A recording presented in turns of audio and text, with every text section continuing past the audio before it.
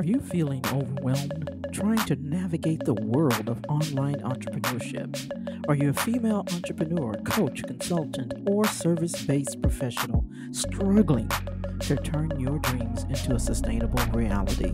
Are you tired of the endless to-do lists, sleepless nights for fear of things slipping through the cracks, and worrying about the next client? If this is you, and you're ready to transform your business into a thriving, sustainable, and vibrant venture that you love, then listen up. I'm Eldrima Harper, business and podcast launch strategist, declutter coach, and the host of the Organizedpreneur podcast. As a professional organizer in the business for more than 20 years, I've been there, and so I get it. But by listening and subscribing to this podcast, what you'll discover are ways to get organized, implement systems to help you free up your time and energy so that you can focus on things that matter. And here's the cool part. You'll even discover how you can leverage the power of podcasts to attract top-notch leads straight into your virtual doorstep so that your pipeline pops with opportunities. It's time to say goodbye to chaos and confusion, and hello to clarity, confidence, and certainty in your dream business. Are you ready?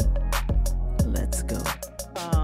I do have a question for you all before we get into our topic, since I told you the topic is community. How many of you are already a part of some type of community, whether it's a prayer group, church, business, or maybe it's something that's based on a product or a service you purchased or what have you, a Facebook group, right? We're all a part of some type of community. And if you haven't noticed, like Facebook and all of the other social media platforms, their focus is more on community, right? And the thing about it is, it's not just a group of individuals, right? Community shapes our lives. It shapes our destinies. It helps us be uplifted, right? During challenging times, if we're in the right communities, right? And they also create a lasting impact. It's a vital part of our existence, right? And so today we're going to explore a little bit more about the power of community, because at its core, a community, according to it's about connections, right? But according to Pew Research Center, 79% of adults in the United States feel that they belong to a community where they can connect with others who share their values and their interests. And that has been one of the goals of our networking community. Our networking event is to provide a sense of belonging, right? And we really do hope you feel the vibe, okay? Community also provides a support system in times of adversity, right? It helps you to be more resilient, gives you that comeback power, right? When you got the right community around you, right? According to the Journal of Community Psychology, individuals with a strong community tie experience increased psychological well-being and are better equipped to face life's challenges, right? It shapes our experiences. Community empowers us to achieve greater heights. It provides the support and encouragement that we all need in our journeys. I found an African proverb that said, if you want to go fast, go alone. If you want to go fast, go alone. If you want to go far, go together. I thought that was so powerful. So today, I actually invited a friend of mine to join me today, Stacy. I'll give a little bit of an introduction. I'll let her introduce herself, but I asked her to come and talk a little bit about community today, because not only does she manage an online community, a solopreneur online community. She also has been very instrumental in managing an offline community for maybe over 20 something years. So she'll, share a little bit more about that. But I asked about how she many communities you're in. A lot of communities. and so I think she knows a little bit about community. So I asked her to join me today because when I first thought of this topic, I was like, I think I need her to come in and talk a little bit about the importance, of community. So I'll ask her some questions. But before I start asking her some questions, I want her to come and just go ahead and unmute yourself. Well, you're already unmuted, but just share a little bit about who you are, what you do, and then we'll move on. Well, thank you first for having me. Aldrima and I have some good conversations, and I will tell you, I I will try and talk slowly. When I get excited, I talk fast, and I giggle a lot when I get excited. So if you hear me giggling, that's what it's all about. It's okay. Um, I I do work full time. I've been with my company for 29 years. I've done several different things. My main career was asset management for shopping centers. We're winding that down. I know I only look 32. I don't know how I could be at my company for 29 years, but that happened. That happened this year. And so, in winding all of that down, my boss asked me to stay on. We're doing some software development, which I can get into in the community section in a little bit. But in the meantime, he's been a fantastic mentor. And I am also a female solopreneur, a woman entrepreneur, and I'm starting my own side business, which has been crazy, and developing communities for that. So I've just got a lot going on like this. But one thing I love to talk to people. I love to connect people. And, a lot of people have pros and cons on what COVID did to us. And I find one of the major pros with COVID was community development. And we can be engaged with a lot more people in meaningful ways. Even though some people might not like this setting, we're all getting used to it. And before COVID, I was in a running group, or I tried to meet with my adoption or an adoptive family, my adoption group. Post COVID now, so many communities and so much growth and connection.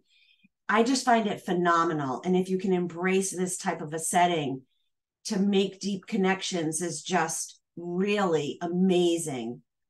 Faith-based communities, it takes a village to raise a child. That's my belief with the adoption community. So that's kind of where I'm at, work full-time, solopreneur. I build communities. I belong to communities. Yeah, I mean, any questions, you let me know. I can get you the answer. That's my motto. If I don't know it, I'll find it for you. I tell you, she's being very, very modest. She manages a community. I'm a part of her community, and she's also been a part of my community, my decluttering community.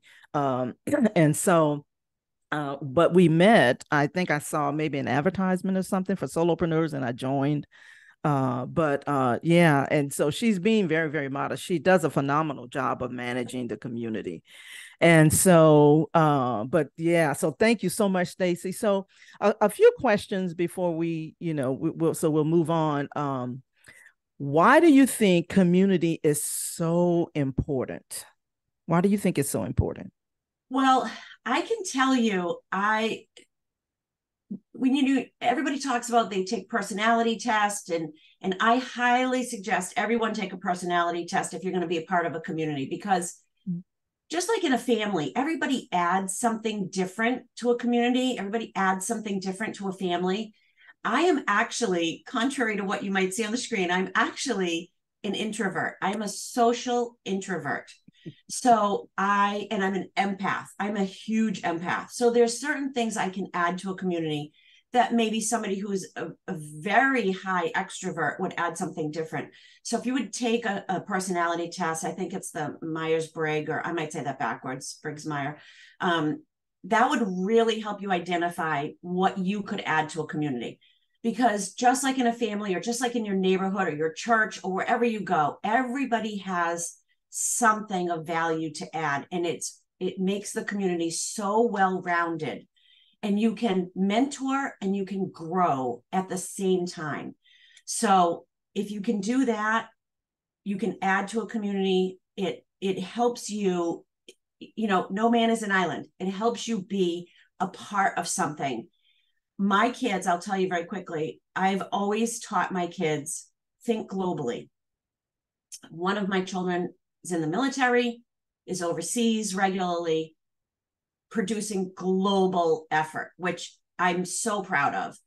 My other child, they're 10 and a half years apart. I tell her, think globally. She's shooting for the FBI. My philosophy for me is I make my little corner of the world better, whether it's my office, my church, my neighborhood. So there's always a place for you, and you can always add value and feel connected to other people. Absolutely. Absolutely. Yeah, no, I totally agree. I totally agree. And a lot of times, you find people joining communities just so that they can get something. Mm-hmm. Mm-hmm. But I Yeah. love how you put that, in terms of giving value, to people, and community does allow you to do that. So, in your experience, what are some of the main challenges that you have found being the manager of a solopreneur community? What are some of the challenges that you have found uh, that solopreneurs face? So the reason I asked how many communities, and I'm not going to pick on anybody because I will tell you, I saw the 6 plus. I will tell you honestly, on Facebook, I am a part of 34 communities. Now, having said that, think pre-COVID. How many communities in person did you belong to? So I had my running group, which I went to 1, 2, 3 times a week. My church group, 1, 2, 3 times a week. I got to my adoption group maybe once a month. So when you think of the number of communities and you think of the quality of the communities, you try and think back pre-COVID, how much can I really engage in 34 communities? I can't. My top communities are probably 4. That's what I can fit in on a regular basis. So part of the struggle with a community is managing people that join, but they're not really engaged. So you have to try and think about what you want out of that community, what you can give to that community. And when I'm managing it, I have to balance that. And it's constantly trying to stay in touch with people to make sure that they're engaged. And we don't just have, I tell you, a community that I'm in that I seek information from. They have 5,000 members. I regularly go to their weekly meeting. They have 3 people show up out of 5,000, maybe 4, but I've not really seen more than 3 or 4. So that's difficult to manage when people are joining community, but they're not engaged. So you have to keep on top of your connections. Aldrima and I mean, like, if we lived next door to each other, we would be best friends. Like, seriously, you mentor those connections, you nurture them, you foster them. And so my community that I manage, Lifestar, we have about 210 members, which doesn't really seem like a lot, but the members that we have that are engaged is solid. And I know those people intimately, as if I'm going to sit around a fire pit with them. You don't want to really be in a community that you're not going to engage in. Otherwise, why be in it? And it's frustrating. It's frustrating for the manager to try and figure out why you're there. So I'm constantly DMing people. I'm constantly asking, what can I do for you? What are you looking for? And creating a relationship to make sure the people that are in there, I'm giving them what they need. They're getting quality, and we're having engaged members. Yeah, yeah. I would imagine that can be, pretty tough. I mean, I kind of got you beat on the different communities that I'm a part of. No. See, Yeah. we're twins.